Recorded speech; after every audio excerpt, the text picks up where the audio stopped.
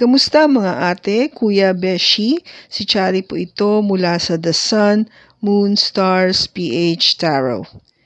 Ipapaalam ko lang po na ito po ay isang general read o pangkahalatang pagbabasa at maaring hindi lahat ay magtugma sa inyong sitwasyon.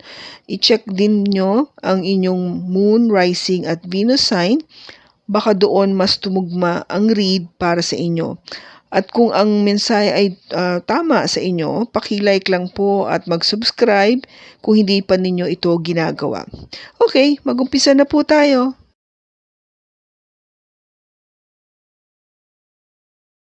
Hello po mga ate, kuya, beshis. Kamusta na po kayo? Andito ulit ako si Chari para gumawa ng another reading, and this is for the sign of Taurus, Sun, Moon, Rising, and Venus. And of course, welcome po yung mga cross-watchers ni Taurus at yung mga bago po nating mga viewers.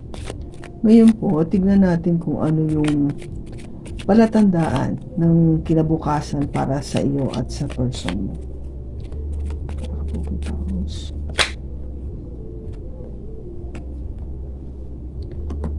Okay, so dalawang card po yung tumalon.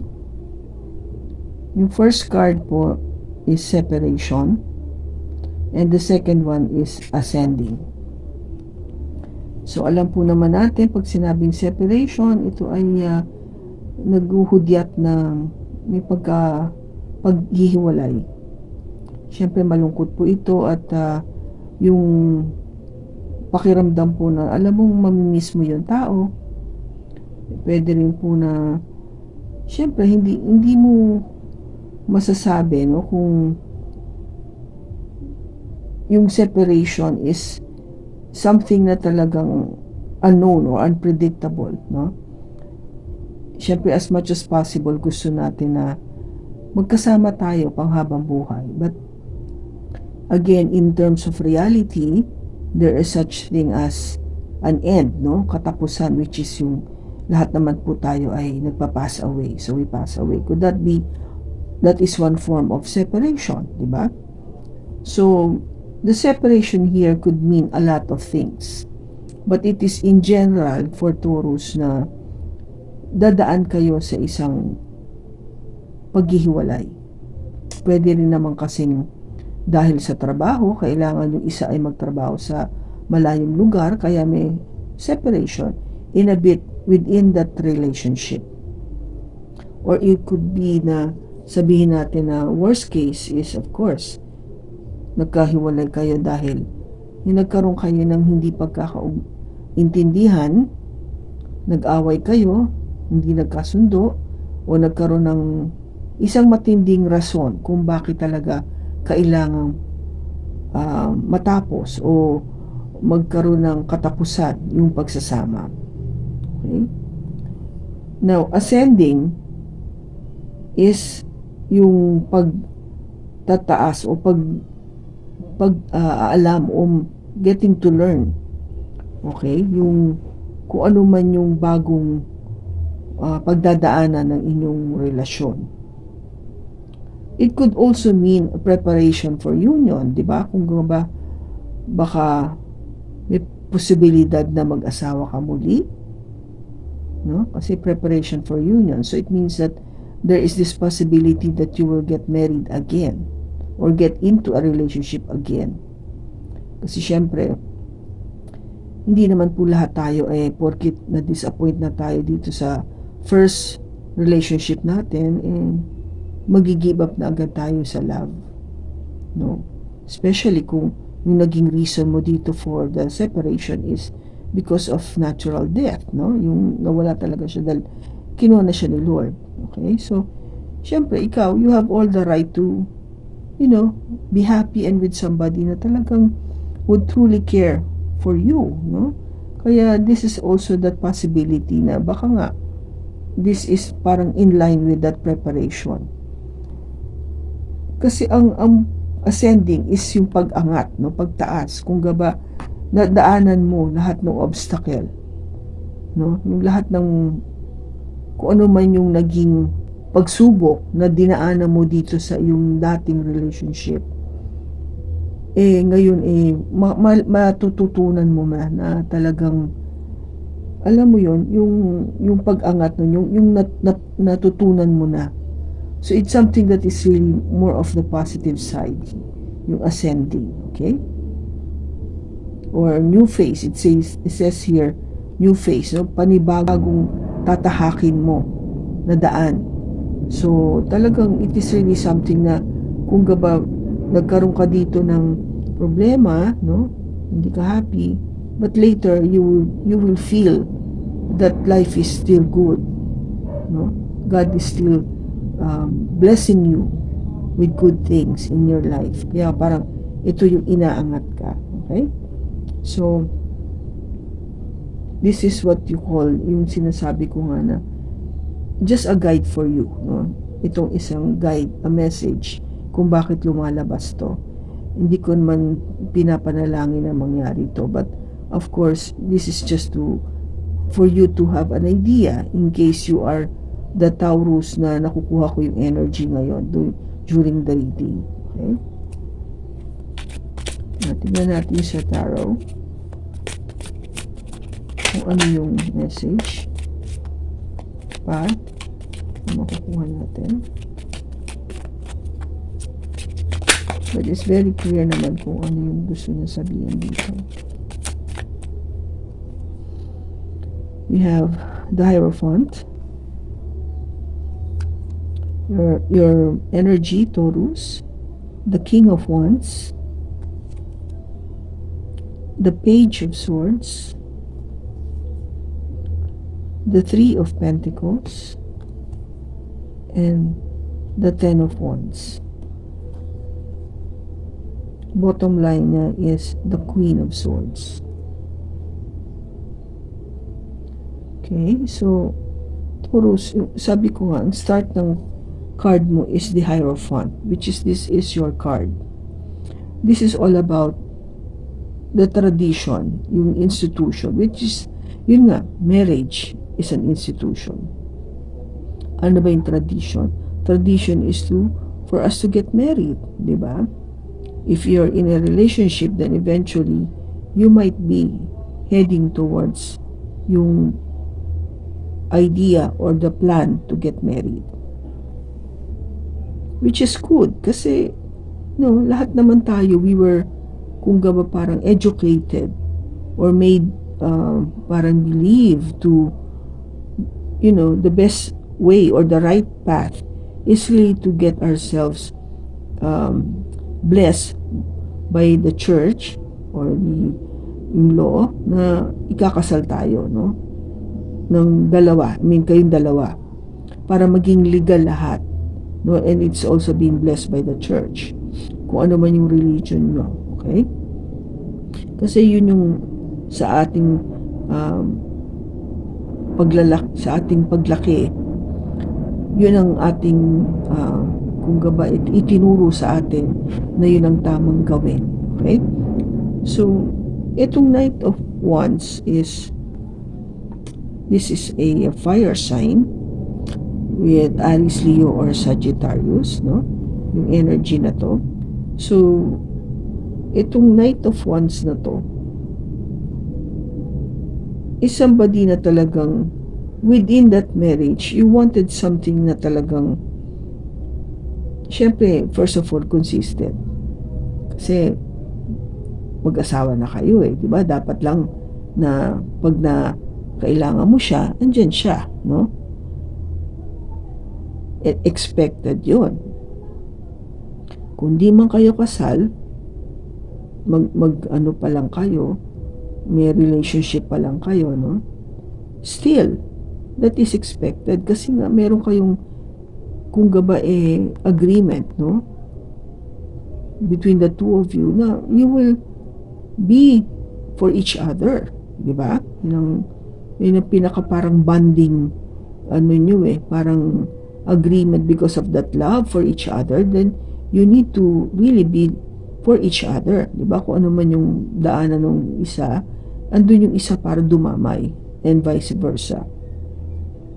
But somehow, I keep telling you guys that the Knight of Wands is an energy na medyo may pagka-playful. Okay? May pagka, kung ba sa ano flirty. Flirty siya, no?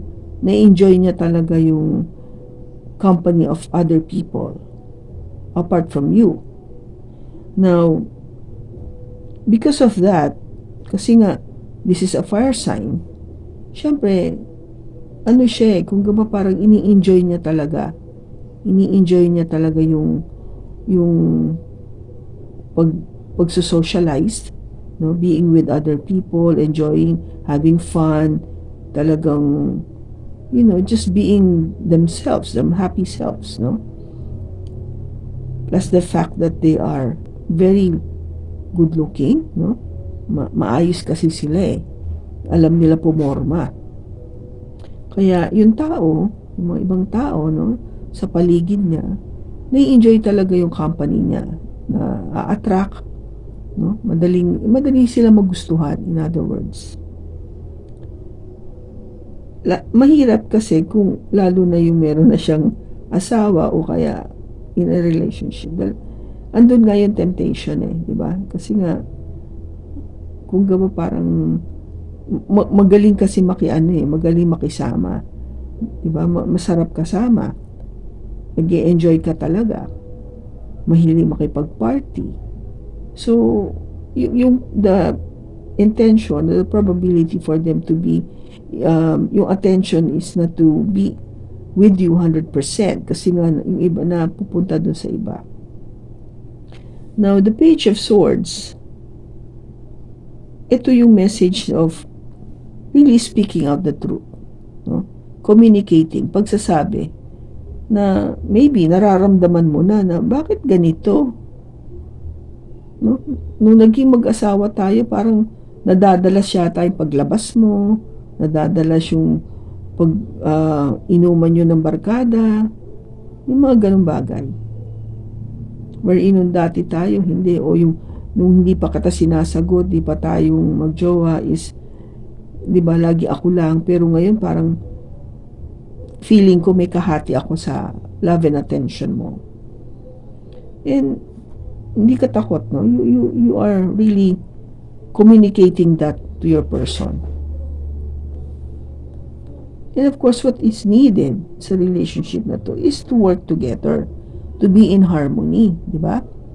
Para magkasundo kayo, para maging maayos lahat. Kasi kung hindi kayo, di ba, magkakaayos, mag-uusap na matindi, no? Mag-uusap ng matindi at magkakaintindihan sa napag-usapan nyo, magiging mabigat lahat ang relationship. This is the 10 of Wands. To a point na parang sinabi mo, ayoko na. I give up. Kasi 10 is an ending, di ba? Mga ating regular viewers natin at sa mga bago po, for your information, a 10 means an ending, no? Depende po kung ano yung suit, but ito nga sa case na to, 10 of Wands is an ending of all the burdens, lahat ng kahirapan na naramdaman mo sa relationship na to, binababa mo na, binabaksak mo na, sumusuko ka na, sinasabi mo, I'm done, over with, that's it, ending na to, hiwalay na tayo. Okay? Hiwalay na tayo, separation. That is why, kung ba parang, I think what you went through here, yung start ng relationship is medyo nag-ano siya, something went wrong because of definitely yung energy nitong Knight of Wands. Sabi ko nga na hindi mo talaga siya ma-hold to stay with you all the time. Okay? Because nature niya no? Nasa nature niya na ganun siya. Na-enjoy niya talaga yung sarili niya to be with other people. Kasi maybe ikaw yung tipo na hindi ganun. For one. Number two, talagang nung bago mo pa siya nakilala, ganun na talaga siya. So, you cannot expect to change that person. Diba? Siya lang ang makakapagbago sa sarili niya. gusto niya magbago, gagawin niya yun. Pero yung ikaw, mag-i-intervene, I don't think so. Kahit ikaw, di ba, ayaw mong baguhin ka ng kahit sino, kundi sarili mo lang. Na magsasabi na, uy, baguhin mo na nga ito. Di ba? I mean, comment down below kung if you disagree with me. But in general, tayo, ayaw nating, alam mo yon, yung ma-impluwensya yung pagbabago natin ng kahit sinong tao. It has to come from us, yung pagbabago na yon. Kaya naman, di ba, usap tayo na matindi, masinsinan. Kung hindi mo kaya cooperate with me, maghiwalay na lang tayo. And I think that's what happened. Something along the line, may ganung pangyayari. Okay? And, with the Queen of Swords, ito yung energy na, sabi nga nila, yung divorcee. Divorcee is somebody na talagang sanay makipaghiwalayan. Sanay na mawalan ng ka-relationship. Kasi, siya yung energy na nagsasabi na hindi ako takot sabihin ang katotohanan at tanggapin ang katotohanan na talagang hindi ikaw yung tao para sa akin. Kasi ganito ka, kasi ginanito mo ko, kasi sinaktan mo ko, kasi niloko mo ko, o kasi wala kang panahon sa akin, hindi mo ko mahal, mga ganon. Kaya niyang tanggapin yon. Okay? Kaya kung ba parang yung paghihiwalay na to is already, kung ba natanggap niya na or expected niya na. Okay? So, ano yung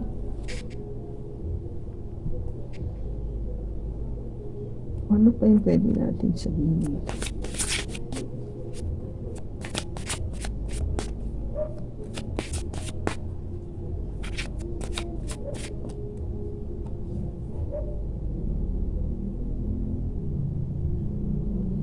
At sabi dito, wild side.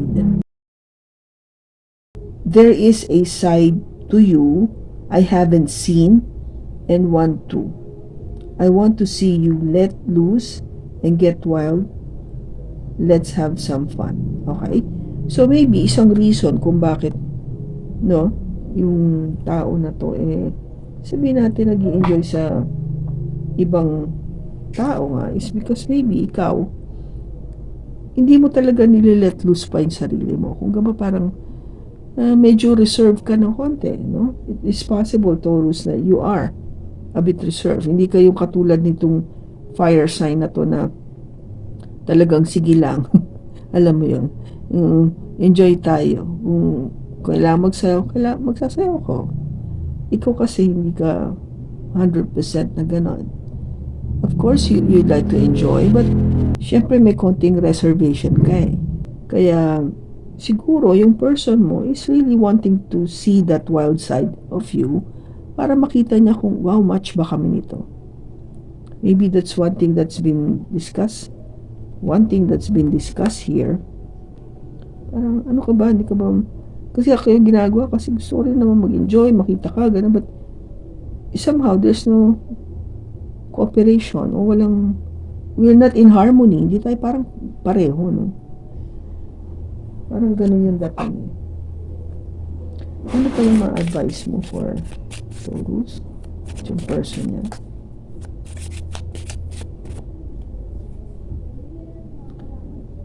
Whom do you need to forgive? Yung sinasabi dito, as you welcome old anger or reluctant, you will find that your wishes will come true. Okay? So parang sinasabi niya na siguro what you need is to forgive, no? Magpatawad. Kasi kung nagkamali naman tong person mo, no? Dahil just being themselves and to a point na yung sa'yo kasi parang kung nakikita mo because madalas niya na ginagawa, ang sinasabi dito is okay, kung di mo na kaya yung relationship, then it is really maybe the best for you is to separate, pero learn to forgive. Matuto kang magpatawad, no? Kasi I think that pagpapatawad would really help you to ascend. No, ito yung magtutulong sa iyo para makalimot ka, umangat ka, at possible for you to maybe meet someone na much better, na mas match sa iyo kesa dito sa dati. Okay? Kasi alam mo yung lahat naman ng ginagawa natin kahit paano, alam ni God yan. If we did something good, we are being blessed or rewarded. Diba? If we done something wrong, definitely we're being punished. And we receive that karma.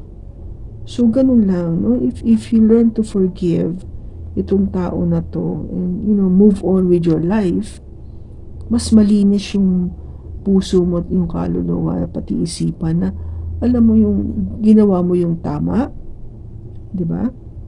Kaya para magkaroon ng mas magandang future, no? With maybe another person that is truly the best one for you. Okay? Natin. Kung matutuloy ba itong paghihiwalayan ng Taurus at yung person niya. Actually, meron nag-flip. May nag-flip eh. And he says here, yes. This is the King of Swords. Yep. Matutupad yung paghihiwalay. Okay? Now, makakahanap ba ng panibagong love si Taurus?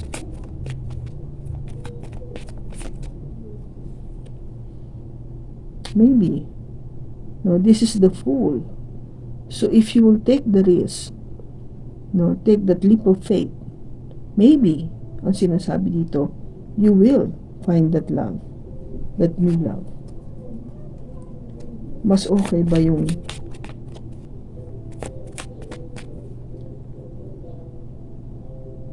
dapat ba siya makipag-relationship ng bago, si Taurus?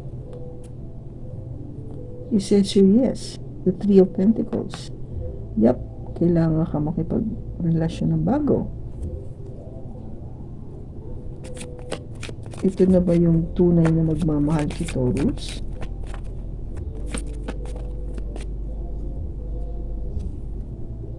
Yes. Ito yung tunay na magmamahal sa'yo. And you might be dealing with a Pisces, Taurus. Okay? Yung tunay na magmamahal sa'yo. So you have to use your intuition. This is the High Priestess. Gamitin ang intuition para dito sa bagong pag-ibig na dadating sa'yo. Kailan yung dadating na bagong pag-ibig?